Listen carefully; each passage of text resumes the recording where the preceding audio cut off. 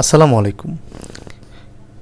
কোরীয় ভাষা পরীক্ষায় অংশগ্রহণের জন্য অনলাইন নিবন্ধন 2023 লটারি সংক্রান্ত নোটিশ। এর আগের ভিডিওতে আমি দেখিয়েছিলাম আবেদনের যোগ্যতা, কী কী ডকুমেন্টস লাগবে এবং শর্তাবলী। তো এই ভিডিওতে আমি দেখাবো কীভাবে আপনারা আবেদন করতে পারবেন, মানে নিবন্ধন করতে পারবেন লটারির জন্য।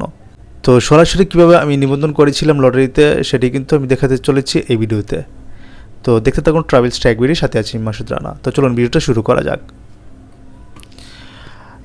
কোরীয় ভাষা পরীক্ষায় ইউবিটিতে অংশগ্রহণের লক্ষ্যে আগ্রহী প্রার্থীগণ আগামী 6 জুন সকাল 10টা থেকে 8 জুন 2023 খ্রিস্টাব্দ বিকাল 4টা পর্যন্ত নির্ধারিত ফি 500 টাকা অফেরযোগ্য বিকাশ গেটওয়ের মাধ্যমে জমা করে ট্রানজ্যাকশন আইডি গ্রহণ পূর্বক নির্ধারিত সাইটে, এই যে সাইটটা এখানে দেওয়া আছে, চাহিত তথ্য পূরণ করে, মানে যে তথ্যগুলো তারা চেয়েছিল ওই তথ্যগুলো পূরণ করার পরে নিবন্ধন সম্পূর্ণ করতে পারবেন।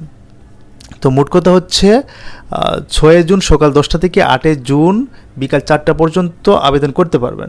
কিন্তু আবেদন করার আগে আপনাকে 500 টাকা বিকাশে পেমেন্ট করতে হবে। ঠিক আছে, কীভাবে বিকাশে পেমেন্ট করবেন সেটাও কিন্তু আমি দেখাবো এই ভিডিওতে। দেন আমরা আবেদনে চলে যাব। বিকাশে যদি আপনি পেমেন্ট না করেন সেক্ষেত্রে আপনি আবেদন করতে পারবেন না।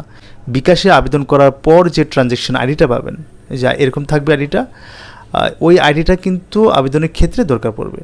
তো ট্রানজ্যাকশন আইডিটা সংরক্ষণ করে রাখতে হবে।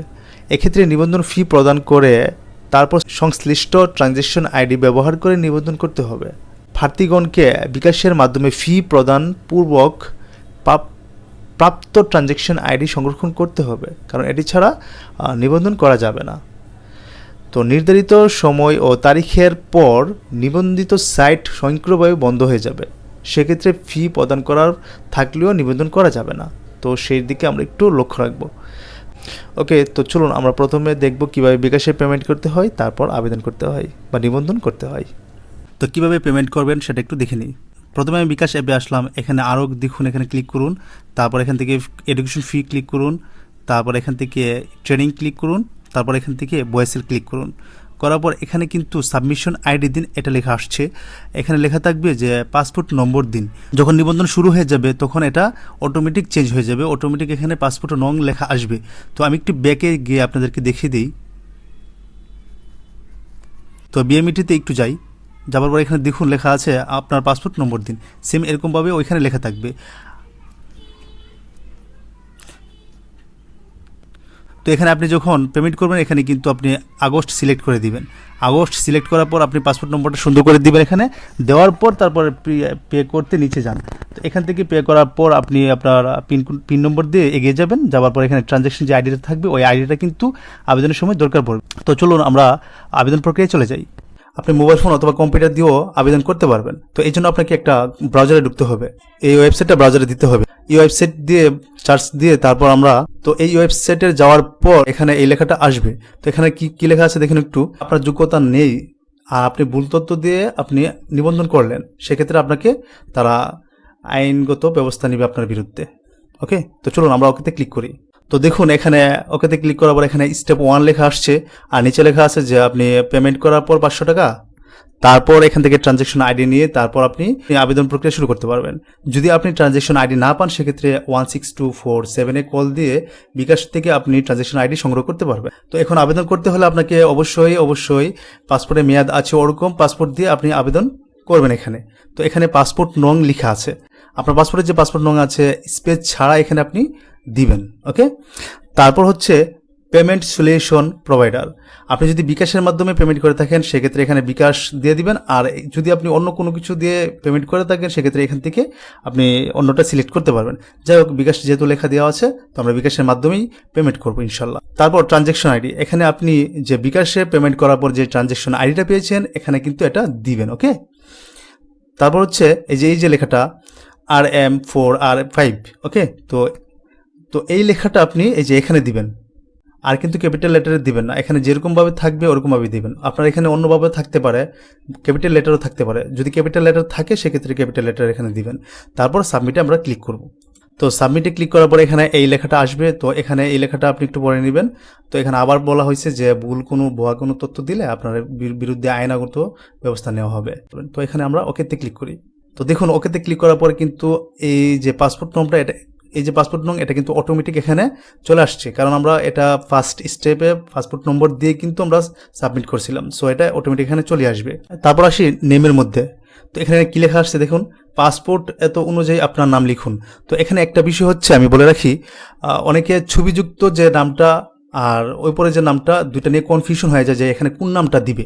তো এখানে হচ্ছে ছবিযুক্ত যদি নাম থাকতো তাহলে সারনেম এবং গিভেন নেমের অপশন থাকতো এখানে, কিন্তু এখানে কিন্তু সারনেম এবং গিভেন নেমের অপশন নেই।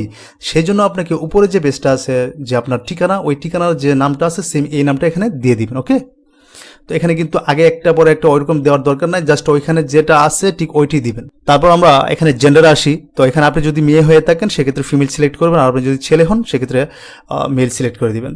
তারপর আসি ভাই passport issue date. Passport issue date বলতে আপনাকে যেদিন পাসপোর্টটা দিছে ওনারা, তো লেখা থাকবে যে এখানে পাসপোর্ট প্রদানের তারিখ, ঠিক আছে, এই তারিখটা এখানে দিবেন আপনি। তারপর পাসপোর্ট এক্সপায়ার ডেট। তো পাসপোর্ট এক্সপায়ার ডেটের মধ্যে কিন্তু সেম এরকম সিস্টেম আসছে।